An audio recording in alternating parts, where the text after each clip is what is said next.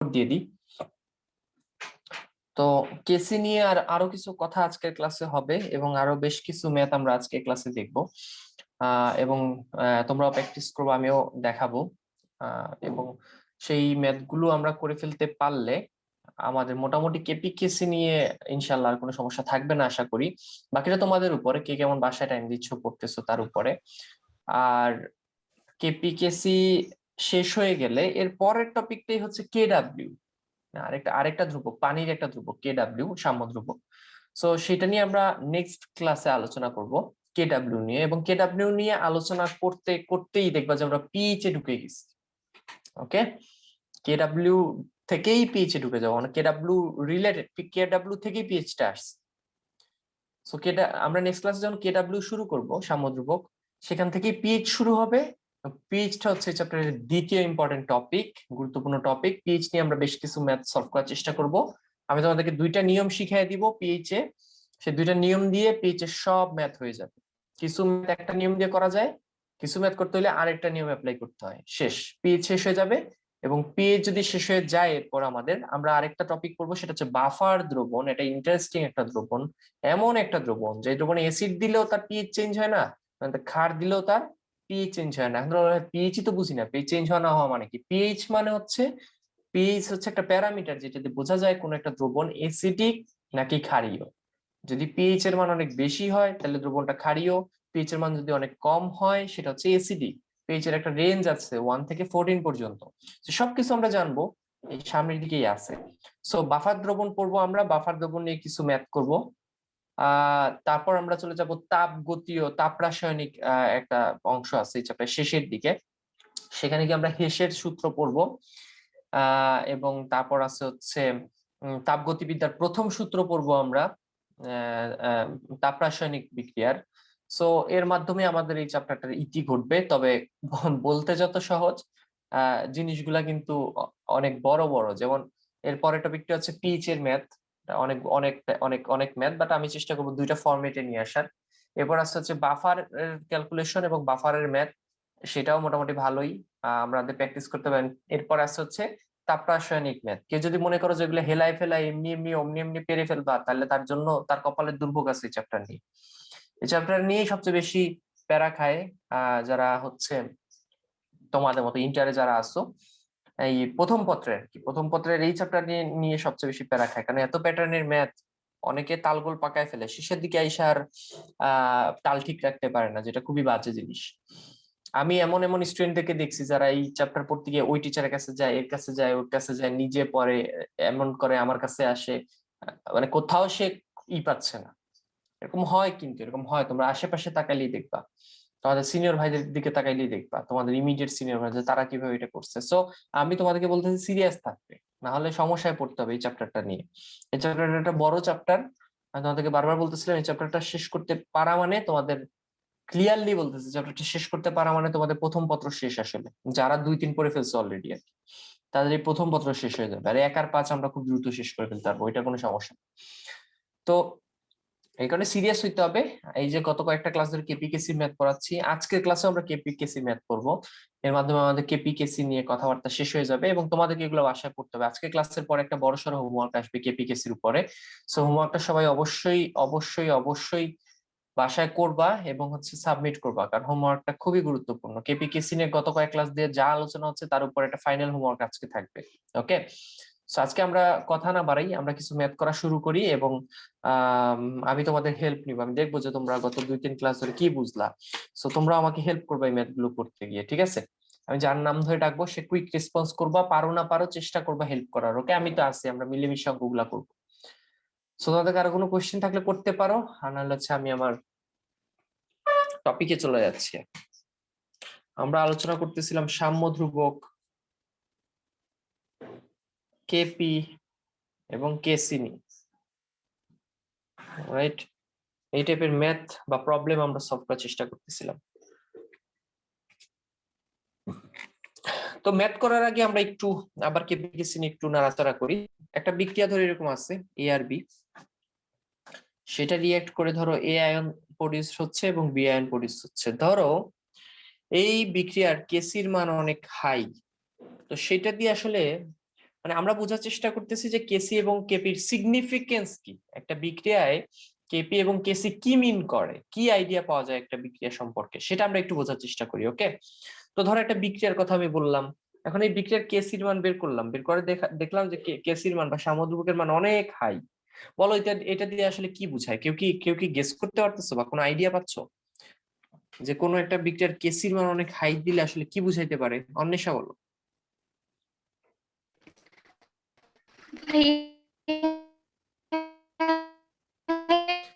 আচ্ছা এর অন্বেষা, তোমার মনে হয় নেটওয়ার্কে প্রবলেম, এই কারণে তোমার কথা হচ্ছে ভিড় আটকে আটকে ঘনত্ব হয়ে গেছে। বেটার তুমি একটু মিউট রাখো, তোমার কাছ থেকে আসলে রেসপন্স নেওয়া যাচ্ছে না, তোমার কথা অনেক আটকে আসতেছে। যাক, তোমার নেট ঠিক হইলে দেন তোমার সাথে হচ্ছে আবার আলোচনা করবো। নাজিয়া বুশরা, তুমি একটু আনমিউট করে বলো। অবশ্য সম্মুখ বিক্রিয়ার গতি বেশি, একটু আনমিউট করে জিনিসটা মানে ক্লিয়ার করো। কেসির মান অনেক কেসি বেশি হওয়া মানে সমান কি?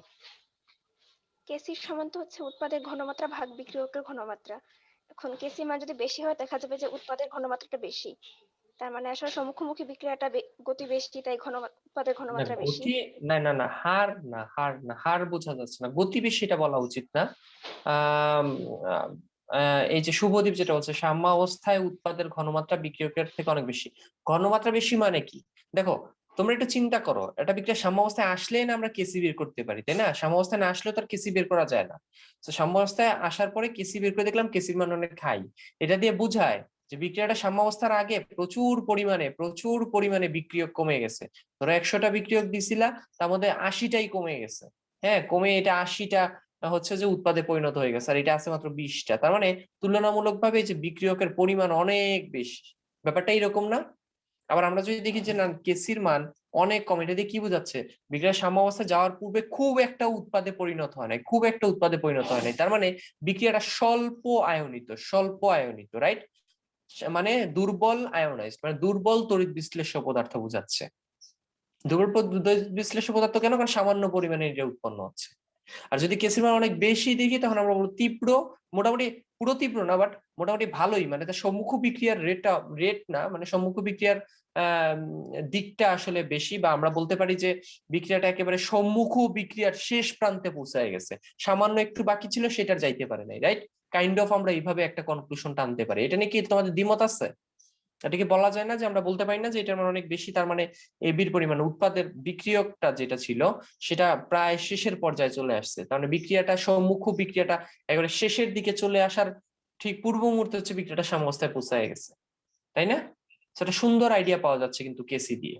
শুধু কি এই আইডিয়াই পাওয়া যায়?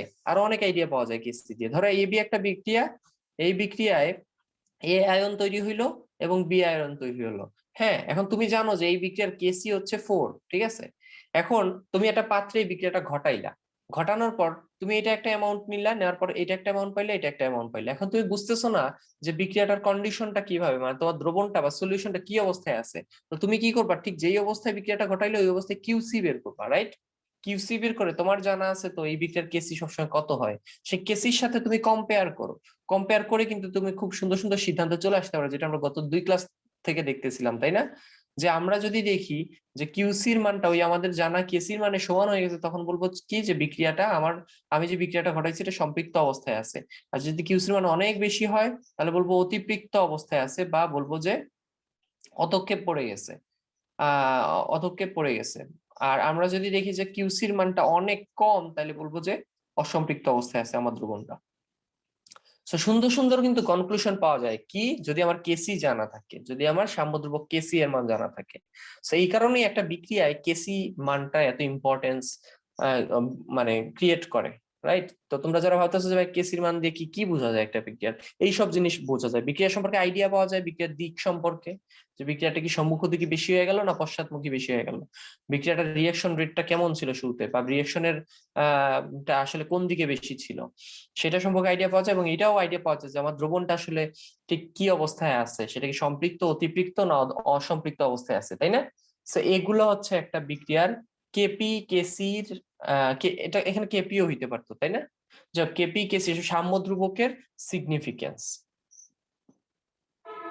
বা তাৎপর্য, বাংলায় বলে তাৎপর্য। ওকে, তোকে যদি কেসির তাৎপর্য জিজ্ঞেস করে, এগুলো হচ্ছে তাৎপর্য, কেসির তাৎপর্য।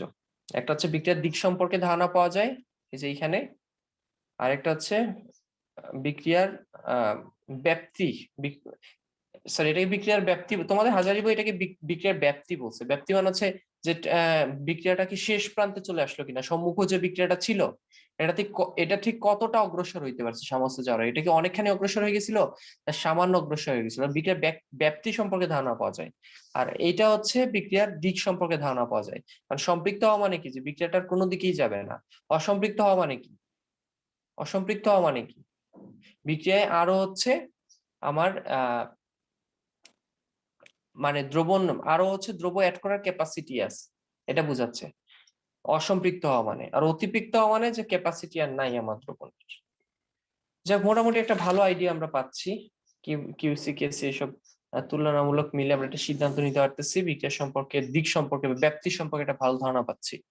তো আশা করি মোটামুটি আমরা একটু বুঝতে পারছি যে কেপি কেসির কাহিনীটা আসলে কি। আমরা এবার দু একটা ম্যাথ আবার সলভ করার চেষ্টা করি এই টাইপের।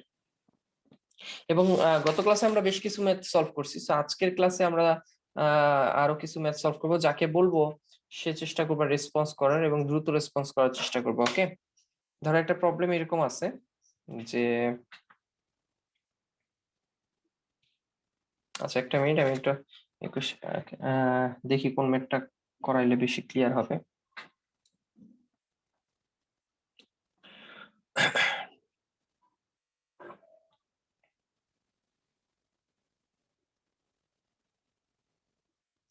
আচ্ছা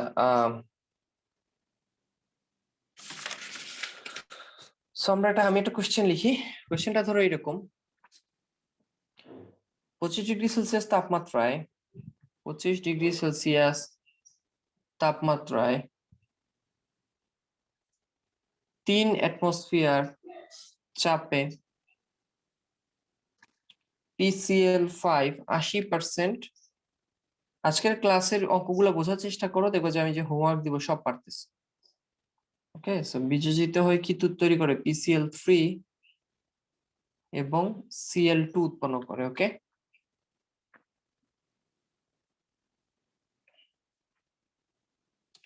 এখন কোশ্চেন হচ্ছে যে PCl3 এবং Cl2 এর আংশিক চাপ হচ্ছে কত। শুভদীপ, তুমি কি রেকর্ড গুলো দেখে নিছিলা? জি ভাইয়া দেখছিলাম। ওকে, তুমি বলো তো এই ম্যাথটা আমরা কিভাবে করবো। প্রথমে বিক্রিয়াটা লিখবো, হতো পরে সাম্যাবস্থায় চলক দিয়ে প্রকাশ করব, প্রাথমিক অবস্থায় করব, দেন সাম্যাবস্থায় করব। বলো তো বিক্রিয়াটা কি হবে। PCl5 বিয়োজিত হয়ে PCl3 আর Cl2 উৎপন্ন করব। আচ্ছা, বিযোজিত হয়ে PCl3 আর হচ্ছে Cl2 উৎপন্ন করবে। আচ্ছা, তারপর কি লিখবো, প্রাথমিক অবস্থা, তাই না? জি, আচ্ছা, প্রাথমিক অবস্থায় কি লিখবো? x মোল PCl5 আর 0 মোল PCl3 আর Cl2। এক্স মোল লিখবো না, আমরা হচ্ছে ক্যালকুলেশন পদ্ধতিতে 1 মোল লিখবো, ঠিক আছে? আর 1 মোল থেকে দিলে সহজ হয়। হ্যাঁ 1 জি। মোলই দিব আমরা। যখন আমরা ক্যালকুলেশন করবো তখন 1, আর যখন আমাদের যদি ইকুয়েশন বের করতে বলে কেপিকেসি, তখন আমরা এ দিয়ে আমরা ইকুয়েশন বের করতে পারি। সো 1 দিব আচ্ছা, আমরা। হ্যাঁ, আচ্ছা আচ্ছা, যদি এখানে 2 থাকতো তাহলে 2 মোল দিতাম, ঠিক আছে? আচ্ছা, সাম্যাবস্থা হ্যাঁ কি হবে বলো। বুঝছি। সাম্যাবস্থায় যদি x মোল কমে যায় তাহলে 1 - x আর PCl3x আর Cl2x হবে। ওকে, আর এটা পাবো এক্স মোল। Okay fine. আচ্ছা, তো দেন আমরা কি লিখতে পারি, আমাদের দরকার হচ্ছে Kp। PCl3 হ্যাঁ কেপি দরকার, এবং কেপি বের করতে হলে আমার এগুলার হচ্ছে আংশিক চাপ বের করতেই হবে, সে চাক আর না চাক আমার এমনিতেই বের করতে হবে, তাই না? সো আমরা একটু আংশিক চাপ বের করে ফেলি, পার্শিয়াল প্রেসার অফ Cl3। আচ্ছা, আংশিক চাপ কিভাবে বের করতে হয়, মোল ভগ্নাংশ গুণ মোট চাপ, তাই না? মোট চাপ। মোট চাপ কিন্তু বলা আছে যে 3 অ্যাটমসফিয়ার চাপে। ওকে, সো আমরা এখানে 3 ইউজ করব। মোল ভগ্নাংশ বের করতে হলে নিচে বসাইতে হয় মোট যে মোল, সাম্যাবস্থায় মোট যে মোল। সো মোট কত মোল ছিল সাম্যাবস্থায়, আমরা এটা একটু হিসাব করে ফেলি। 1 মাইনাস 1 + x। হ্যাঁ 1 minus x plus x plus x, তার মানে 1 প্লাস এক্স। হ্যাঁ, তাহলে এটা ছিল মোট মোল। আচ্ছা, তারপর উপরে কি তারপর বসাবো? উপরে x মোল দিব। আচ্ছা, আমি এখানে কি লিখছি, Cl2। PCl3 হবে, তাই না? PCl3 partial pressure of PCl3 ধরো বের করতেছি, ওকে, মানে এইটা, তাহলে x মল হবে। জি, হ্যাঁ, x মোল। আচ্ছা তাহলে আচ্ছা Cl2 এর আংশিক চাপও x/1 + x × 3। আচ্ছা, এবার একটু খেয়াল করো, এখানে একটা পয়েন্ট আছে, তোমরা কি খেয়াল করছো যে এখানে বলা আছে যে ভাইয়া PCl5টা, হ্যাঁ হ্যাঁ 80% দেওয়া আছে। হ্যাঁ হ্যাঁ, প্রভাত, এখানে তো 80% দেওয়া আছে, তাহলে আমরা x এর মান তো 0.8 লিখতে পারি। হ্যাঁ এক্স্যাক্টলি, যেহেতু বলা আছে যে 80% বিযোজিত হচ্ছে, আমরা তো গত ক্লাসে বলছি যে এটার মিনিং কি, 80% বিযোজিত হওয়া মানে এক্স এর মান আমরা ধরে নিব 80/100 মানে 0.8, তাই না? তাহলে আমরা এটা এখানে বসাই দিই, 0.8/1 + 0.8 গুণ 3। তোমরা চাইলে এখানে ওইগুলো বসাই ফেলতে পারো এক্স এর মান, হ্যাঁ ওই যা আসে সেটা এখানে বসাই পারো, তো আমি যেহেতু আগে বসাই নেই, আমি এখানে পরে বসাই দিলাম, তো সমস্যা নাই কিন্তু। তো এখান থেকে যেটা আসে আর কি, এখান থেকে কত আসবে, এখান থেকে আসবে হচ্ছে 1.332 আসবে, ওকে, আমি যদি ভুল না করি। তাহলে আমরা PCl3 এর হচ্ছে আংশিক চাপ বের করে ফেললাম। আচ্ছা, একইভাবে আমরা আহ আংশিক চাপ কার বের করবো, Cl2 এর বের করবো। সো নিচে হচ্ছে 1 + ax, আর উপরে হচ্ছে তার নিচের যে মোল সংখ্যা x, আর গুণ হবে মোট চাপ p। তাহলে x এর মান হচ্ছে 0.8 ডিভাইডেড হচ্ছে 1 + 0.8 গুণ মোট চাপ ছিল 3। সো এখান থেকে একই জিনিসই তো মনে হয় আসবে, তাই না? 1.332 আসবে। তাহলে দেখো আমরা এই দুইটার PCl3 Cl2 দুইটারই আংশিক চাপ বের করতে হচ্ছে, যেটা কিনা কোশ্চেনে চাইছিল যে PCl এবং ক্লোরিনের আংশিক চাপ কত। তবে একটা জিনিস খেয়াল করে, এটা না চাইলেও কিন্তু আমাদেরকে বের করতে হইতো। কেন বের করতে হইতো? কারণ কেপির মান বের করতে গিয়ে কিন্তু আমাদের ঠিকই এদের আংশিক চাপটা দরকার পড়বে, তাই না? মা বলছে এক্স এর মান আছে, হ্যাঁ হ্যাঁ সেটাই, আমরা এক্স এর মানটা নিতে প্রথমে নিয়ে নেই, পরে নিচ্ছি। এরপর আমরা কার আংশিক চাপ বের করবো, PCl5। সো এটার আংশিক চাপ বের করতে নিচে তো মোট চাপ, এটা নিয়ে আমাদের মোট মোল, সেটা নিয়ে আমাদের কোনো সন্দেহ নাই। আর উপরে হচ্ছে তার নিজের যে মোল সংখ্যা ছিল সামস্ত 1 - x, ওকে, এই যে 1 - x ইন্টু পি। সেখান থেকে 1 - 0.8 1 প্লাস, দেখছো তোমরা অলরেডি কিন্তু অঙ্কগুলো পারতেছো। হ্যাঁ, কেপিকেসি ম্যাথ নিয়ে যেগুলো নিয়ে সবার সমস্যা হয়, তোমাদের কিন্তু মোটামুটি ক্লিয়ার হয়ে গেছে, বাট আরো ক্লিয়ার হবে বাসায় আরো অঙ্ক করলে। আচ্ছা, এটা করলে আসবে হচ্ছে 0.33, তোমরা যদি ক্যালকুলেট করে দেখো এটাই আসার কথা। মানে আমাদের হাতে সবগুলা এলিমেন্টের আংশিক চাপ আছে, সো আংশিক চাপ যেহেতু সবগুলো এলিমেন্টের আছে, তো আমরা কিন্তু এখন ইজিলি কেপিটা বের করে ফেলতে পারি, কারণ আমাদেরকে কেপি চাইছে আলটিমেটলি, তাই না? সো আমরা জানি যে এই যে বিক্রিয়াটা, এই বিক্রিয়ার কেপি হবে হচ্ছে, উপরে হচ্ছে উৎপাদের আংশিক চাপ হচ্ছে PCl3 গুণ কার আংশিক চাপ, ক্লোরিনের আংশিক চাপ, ডিভাইডেড হয়ে হচ্ছে PPCl5 এটার আংশিক চাপ। তো সবার আংশিক চাপ বের করা আছে, জাস্ট বসায় দিলেই হবে।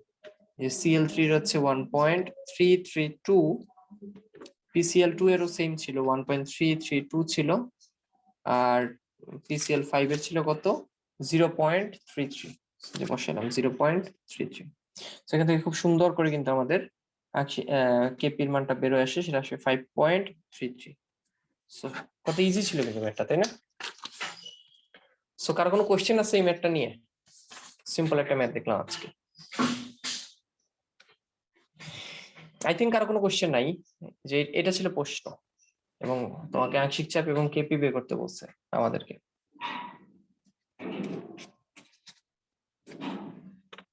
তোমাদেরকে আমি আরেকটা শর্ট করে একটা জিনিস বলে রাখি, সেটা হচ্ছে এটা অবজেক্টিভে আসে মাঝে মধ্যে। এরকম একটা বিক্রিয়া আছে এ বি, সেখান থেকে এ আয়ন প্রডিউস হচ্ছে এবং বি আয়ন প্রডিউস হচ্ছে, বা ধরো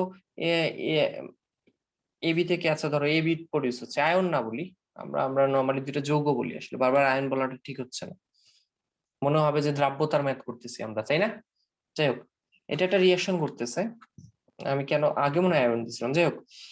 তাহলে এই বিক্রিয়ায় যদি আমরা সাম্যাবস্থায় থাকে এবং আমরা যদি এটার কেপি বের করি, যা আসবে, ধরো 10 আসলো, তাহলে বিক্রিয়াটাকে যদি উল্টায় দেওয়া হয়, যে a + b থেকে হচ্ছে এবি উৎপন্ন হচ্ছে, কারণ দেখো এটা কিন্তু বহুমুখী বিক্রিয়া, চাইলে তুমি উল্টাইতে পারো, কিন্তু এটা অস্বাভাবিক না। কিন্তু তখন যদি তুমি কেপি ক্যালকুলেট করো, নতুন যে কেপি প্রাইম পাবা সেটা ওই আগের যে কেপি ছিল সেটার উল্টো পাবা, তার মানে 1/10 পাবা। ওকে, বুঝা গেছে? তার মানে একটা বিক্রিয়া যদি এরকম থাকে, তার তার যদি সামুদ্রবক কেপি হয়, তাহলে বিক্রিয়াটা উল্টে গেলে তার সামুদ্রবক হবে হচ্ছে আগে যেটা ছিল সেটার উল্টো, ইনভার্স। এটা মাথায় রেখে, এটা অবজেক্টিভে আসে, ছোটখাটো জিনিস তো, অবজেক্টিভে অ্যাডমিশনের অবজেক্টিভে এইসব জায়গায় আসে। ওকে ফাইন, আমরা একটু সামনের দিকে আগাই।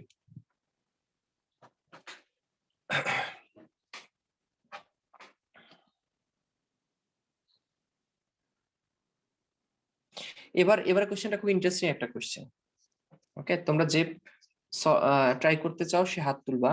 কোশ্চেনটা এরকম, নির্দিষ্ট তাপমাত্রায় 1 লিটার একটি পাত্রে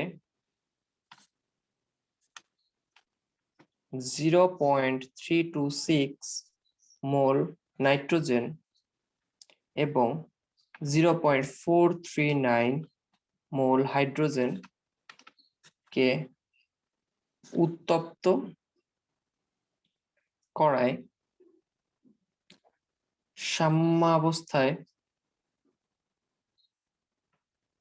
মিশ্রণের মোট মোল সংখ্যা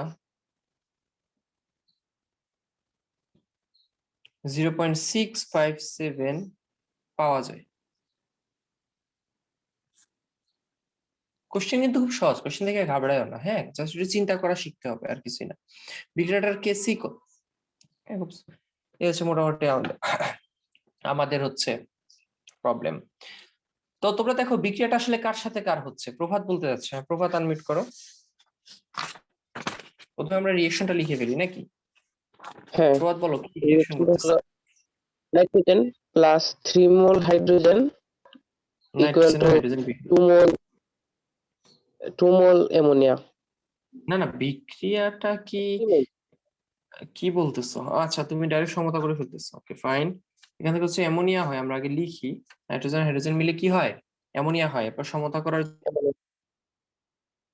জন্য যা দরকার, এখানে 3 দাও এখানে 2 দাও, মিলে যাবে, ঠিক আছে। Okay fine.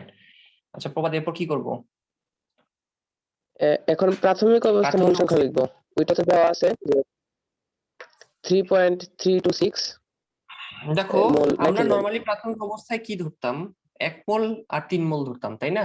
কিন্তু এখানে প্রশ্নে বলে দেওয়া আছে যে আমরা 1 লিটার পাত্রে আমরা শুরুতেই হচ্ছে নাইট্রোজেন নিছি এত মোল এবং হাইড্রোজেন নিছি এত মোল, শুরুতে কিন্তু এত মোল নিছি, তাই না? বলে দেওয়া যেহেতু আছে, আমরা কিন্তু এখানে 1 মোল 3 মোল ইউজ করবো না। প্রভাত বলো আমরা এখানে কি ইউজ করবো তাহলে? এখানে নাইট্রোজেনের জন্য হবে 0.326 আর হাইড্রোজেনের জন্য হাইড্রোজেনের 0.439। দেখো এখানে কিন্তু এই মোল সংখ্যাগুলো কিন্তু কোনো এফেক্ট ফেলতেছে না, এখানে 1 আছে 3 আছে, এটা কিন্তু কোনো এফেক্ট ফেলবে না। হ্যাঁ, বি কেয়ারফুল, তোমাকে সরাসরি বলা দেয়া আছে যে নাইট্রোজেন এত মোল আছে এবং হাইড্রোজেন এত মোল আছে, সো বিক্রিয়ার এই 3-1 কোনো এফেক্ট ফেলবে না প্রাথমিক অবস্থায়। ওকে, কারণ সরাসরি যেখানে বলে দেয়া আছে এটা এত মোল এটা এত, সেখানে তুমি 3 আর 1 দিয়ে কি করবা? So be careful. আর উৎপাদ এখানে কিন্তু 0 নাই, হবে। উৎপাদ কিন্তু শুরুতে নাই, এটা নিয়ে আমাদের কোনো মানে কনফিউশন রাখা যাবে না। আচ্ছা সাম্যাবস্থায় কি হবে? এই 0.326 মাইনাস x মোল, এরপরে 0.439 মাইনাস 3 মাইনাস 6 এক্স্যাক্টলি, আর এটা হচ্ছে 0.439 মাইনাস 6। আচ্ছা মাইনাস 6 মাইনাস 6 কেন দিলাম? এটা তো সেম পরিমাণে ছিল না, তাহলে দুইটাই কেন মাইনাস 6 হইলো? মানে x পরিমাণই কেন কমে গেল? এটা 3x হবে। হ্যাঁ এইটাই, ওইটা 3x এটা কত হবে। হবে? 0.439 3x হবে। Minus 3x। আচ্ছা তোমাদেরকে একটা কথা ক্লিয়ার করে দিই, শুরুতে কার কয় মোল ছিল এটা আমাদের নট আওয়ার কনসার্ন। সাম্যাবস্থায় কে কতটুকু কমবে এটা ডিপেন্ড করে কে কি হারে রিঅ্যাক্ট করতেছে। ওকে, আমি আবার ক্লিয়ার করে দিচ্ছি, প্রশ্নে যা বলা থাকবে শুরুতে যত মোল তত মোল লিখবো, এটা নিয়ে আমাদের কোনো সমস্যা নেই। বাট কমার সময় কে কতটুকু কমবে এটা নির্ভর করবে তারা কিভাবে রিয়াকশন করে। সো আমরা বিক্রিয়ার দিকে তাকাইলে দেখতেই পাচ্ছি যে এটার 1 মোলের সাথে এটা সবসময় 3 মোল রিয়াকশন করে। সো এটার মানে কি? এটার মানে হচ্ছে এটা যখন এক্স মোল কমে যাবে মানে রিয়াক্ট করবে, তখন এটার 3x পরিমাণ রিয়াক্ট করবে, মানে এটার তখন 3x কমে যাবে। সো কমানোর সময় কিন্তু আমাদের ঠিকঠাকই এই বিক্রিয়া দেখেই লিখতে হবে, হ্যাঁ, যে এটা হচ্ছে এক্স মোল কমলে এটা তখন কত কমবে? 3x। সো এই ব্যাপারে কিন্তু কেয়ারফুল থাকবো। আর এটা তখন কয় মোল হবে প্রভাত বলো? 2x মোল। 2x হবে, হ্যাঁ, সব কিন্তু আগের মতোই। নতুনত্ব নাই, নতুনত্ব হচ্ছে যে শুরুতে যদি মূল সংখ্যা বলে দেওয়া থাকে তাহলে আমরা 1 আর 3 ধরবো না, আমরা যত মূল বলে দেওয়া আছে তত ধরবো, বাকি সব কিন্তু সেম করতেছি আমরা। আচ্ছা, এখন এখন তো আমাদেরকে একটু চিন্তা করো, কেসি বের করতে বলছে। হ্যাঁ প্রভাত, এখন আমরা এক্স এর মান কোত্থেকে পাবো? এক্স এর মান কি বের করার কোনো ক্লু দেয়া আছে? একটু ভালো করে তাকাও প্রশ্নের দিকে, এটা মোট ছিল মূল কোশ্চেন। সংখ্যা দেওয়া আছে, মোট হ্যাঁ, মূল তাহলে সংখ্যা এটার দেওয়া মিনিং আছে। কি? মোট মানে মূল সংখ্যার মিনিং কি? সাম্যাবস্থা সবগুলো মূল সংখ্যা যোগ করলে ওই মানটা সমান হবে। এক্স্যাক্টলি, সাম্যাবস্থায় নাইট্রোজেন আছে কিছু মোল, হাইড্রোজেন আছে কিছু মোল, অ্যামোনিয়া আছে কিছু মোল। তো প্রশ্নে বলা আছে যে সাম্যাবস্থায়, এই যে লেখা আছে সাম্যাবস্থায় এই যে মিশ্রণটা পাচ্ছি আমরা, এখানে আমাদের হাইড্রোজেন আছে, নাইট্রোজেন আছে, অ্যামোনিয়া আছে, তাদের সবার মোট মোল সংখ্যায় যে দেয়া আছে, দ্যাটস দ্য ক্লু, এই ম্যাথের মেইন ক্লু। ওকে, সো প্রশ্ন মতে আই থিঙ্ক তোমরা বুঝে ফেলছো যে প্রশ্ন মতে আমি কি লিখবো, যে এগুলো সব যোগ করে দিব, মোট মোল সংখ্যা বের করার চেষ্টা করব। এবং প্রশ্ন মতে এই মোট মোল সংখ্যা কত বলা আছে, এই যে তাকায় দেখো 0.657, 0.657, সেখান থেকে কিন্তু খুবই ইজিলি এক্স বের হয়ে যাচ্ছে, এবং সেটা বের হবে, তোমরা যদি ক্যালকুলেশন করো, আমি বই থেকে অ্যান্সারটা লিখে ফেলতেছি, এটা বের হবে। তোমরা কি বুঝছো এই ম্যাথের টার্নিং পয়েন্ট? বুঝছো যে এক্সটা এইভাবে এই ক্লুটা ইউজ করে এক্সটা বের করতে হয়। তো যেহেতু আমরা এক্স জেনে গেছি, তাহলে তো আমরা এই সবই জানি। এখন জানি না যে সমস্যা কি কতটুকু আছে, কে কত মোল আছে, এবং এটা যদি জানি তাহলে তো আমাদের কেসি বের করতে আর কোনো সমস্যাই থাকতেছে না। কারণ কেসি বের করতে কি লাগে? অ্যামোনিয়ার ঘনমাত্রা, উৎপাদের ঘনমাত্রা লাগে, নিচে হচ্ছে বিক্রিয়কের ঘনমাত্রা লাগে, এবং যে যত মোল ছিল, অ্যামোনিয়া 2 মোল হয়েছিল সেটা পাওয়ার যাবে, হাইড্রোজেন 3 মোল দরকার ছিল, এটা পাওয়ার যাবে, এই যে রিঅ্যাকশন থেকে যেগুলোকে পাওয়ার বানাই দিচ্ছে। সো এখন আমরা যখন ঘনমাত্রা বের করবো, লাইক অ্যামোনিয়ার ঘনমাত্রা বের করবো, সো কিভাবে বের করবো অ্যামোনিয়ার ঘনমাত্রা? উপরে হচ্ছে মোল সংখ্যা, সাম্যাবস্থায় তার মোল সংখ্যা।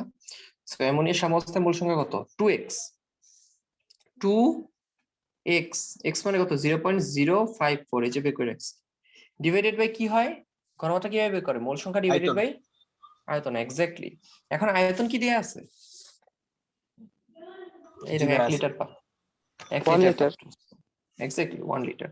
সো এখান থেকে কিন্তু খুব সুন্দর করে আমাদের অ্যামোনিয়ার যে ঘনমাত্রা সেটা কিন্তু বের হয়ে যাচ্ছে। তাহলে এটা ক্যালকুলেট করলে কত আসে? অ্যামোনিয়ার ঘনমাত্রা আসে হচ্ছে 0.108 আসে, 0.108 মোলারিটি ঘনমাত্রা আসে। একইভাবে আমরা নাইট্রোজেনের ঘনমাত্রাটা বের করতে পারি, যেখানে উপরে হবে হচ্ছে নাইট্রোজেনের মোল সংখ্যা, সেটা কত?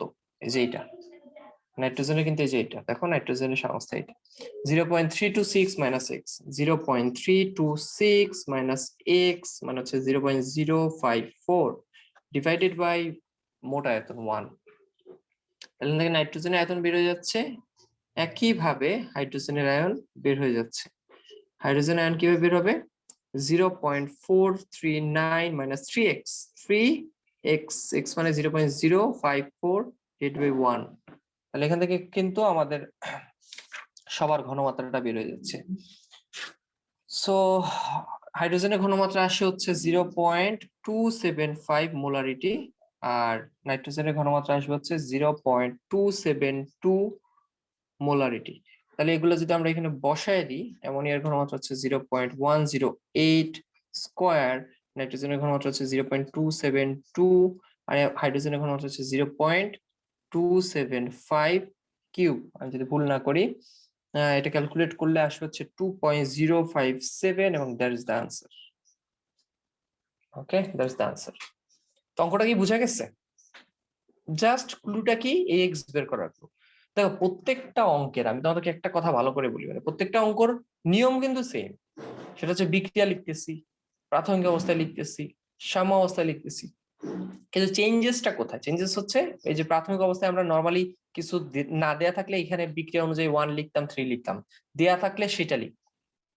এইখানে সেই চেঞ্জ হচ্ছে যে এই এক্স এর মানটা বিভিন্ন ক্লু এর মাধ্যমে দেয়া থাকে, যেমন কখনো কখনো বলা থাকে যে 40% বিযোজিত হচ্ছে, তখন এক্স এর মান হয় 0.4। এইখানে আবার বলা আছে যে এই সাম্যাবস্থায় এটা মিশ্রণ হচ্ছে এই যে এত, সেখান থেকে আবার আমরা এক্স এর মানটা বের করছি। আবার কখনো কখনো গত ক্লাসে একটা ম্যাথ করছিলাম, সেখানে বলাই ছিল যে সাম্যাবস্থায় নাইট্রোজেন থাকে 20%, উৎপাদ থাকে ধরো হচ্ছে 40%, এভাবে বলাই ছিল। তো 20% 40% থাকলে এটা কত পার্সেন্ট হবে তখন? 20% হবে, কারণ 20 আর সরি এটা হবে তখন 40%, 20 আর 40 মানে 60, এটা 40%, তখন এটাকে ধরবো 0.2, এটাকে 0.4, 40% মানে কত 0.4, আর এটা এটা এটা কত ছিল, এটাও 40 ধরো, তাহলে 0.4, সো সেটা সেটা আমরা এখানে বসাবো, তাই না? সেটাকে আয়তন দিয়ে ভাগ করে এখানে বসাবো। সো এইটাই হচ্ছে ক্লু, যে প্রত্যেকটা ম্যাথ একই স্টাইল, জাস্ট ক্লু গুলা একটু আলাদা, আর কিছু না। এই ক্লু গুলা কিভাবে কোশ্চেনে কি বলা থাকলে কিভাবে এই ক্লুটা ইউজ করতে হয়, এইটাই জাস্ট তোমাদের বোঝাটা টার্গেট, অন্তত এই টাইপের ম্যাথ গুলাই, তাই না? বাকি বাকি কাজ কিন্তু তোমাদের ইজি। যাক, তোমাদের কার কোনো কোশ্চেন আছে এই পর্যন্ত?